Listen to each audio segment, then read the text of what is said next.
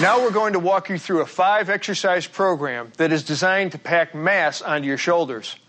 We're going to begin with the seated military press, 4 sets of 12, then 10, then 8, then 6 reps each, pyramiding the weight up as the number of reps come down. Second, we'll show you how to maximize the seated dumbbell press, where you'll start heavy and pyramid down each of 3 sets, raising your reps from 6 to 8 to 10. Third, we'll demonstrate the front dumbbell raise, 2 sets of 10 at the same weight. Fourth, we'll do another raise, the dumbbell lateral raise, 3 sets of 8, 8, then 10, starting with a heavy dumbbell the first 2 times through and dropping the weight for the 3rd set. Finally, we'll finish with the bent-over dumbbell raise. Again, 3 sets of 8, 8, and 10, heavy on the first 2 sets and lighter on the 3rd. Let's do it.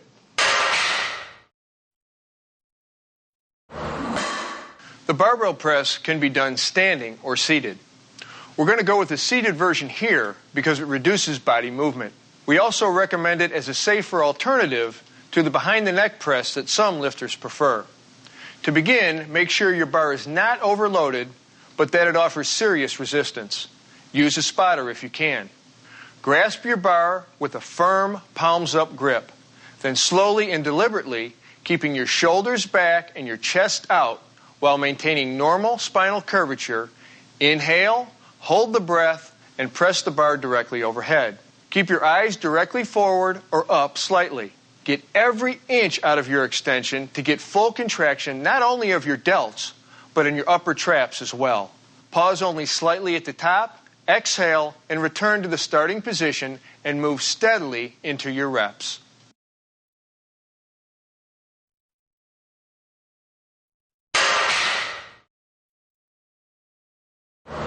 Again, one of the great advantages of the seated press is that you automatically reduce the momentum that you can sometimes get during the standing press. Another advantage, the seated version forces you to remain more upright. You can develop more intensity this way and at the same time gain greater stability. To begin, select a padded seat. Grasp and raise your dumbbells to shoulder level so that you have a palms-up grip. Importantly, make sure your thumb is wrapped around the bar.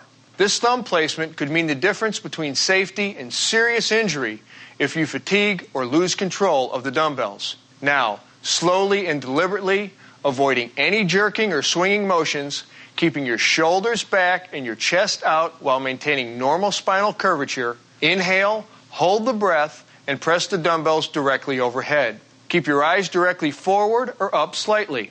Get every inch out of your extension to get full contraction not only in your delts, but in your upper traps as well. A couple of tips.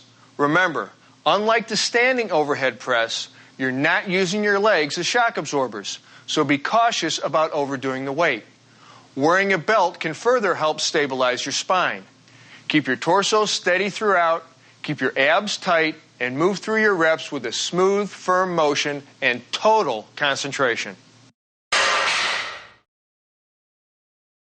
There are lots of ways of doing the front dumbbell raise, the most common being the one we're going to demonstrate today, the overhand grip to shoulder level. But we'll also have a look at several variations so you can work the muscles a little differently each time. Give them all a try over the next few weeks. To begin the exercise, stand in a stable, natural, upright position with a dumbbell in each hand, arms straight down and hands in front of your thighs. You can hold them with a pronated grip, like this, or with a neutral grip. That's with your palms facing each other. As you raise your arms directly in front of your body, inhale and hold that breath.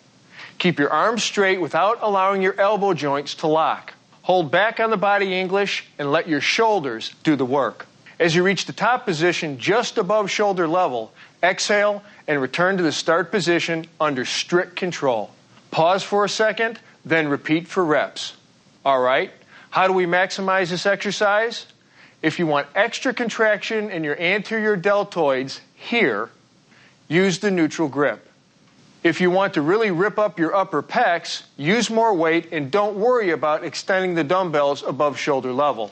If it's the traps and serratus anterior, here under the arms, you're looking to work, then raise the weights all the way directly overhead like this. Always under control on the way up and on the way down. And if you want to mix it up a little, do alternative lifts. Left, right, working at a moderate rate of speed to assure that you don't swing and that you get the full range of motion.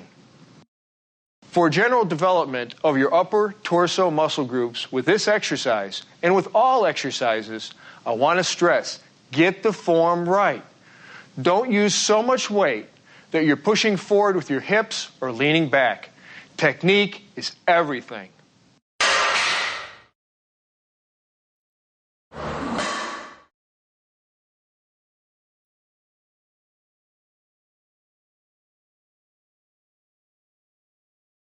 For the dumbbell lateral raise, grasp your dumbbells with a palms down grip and start with them by your sides. Inhale, and while holding the breath, raise your arms straight out to the sides of your body, leading with your elbows until they are directly in line with your shoulders. With a slight bend in your elbows, your hands will be just in front of your body.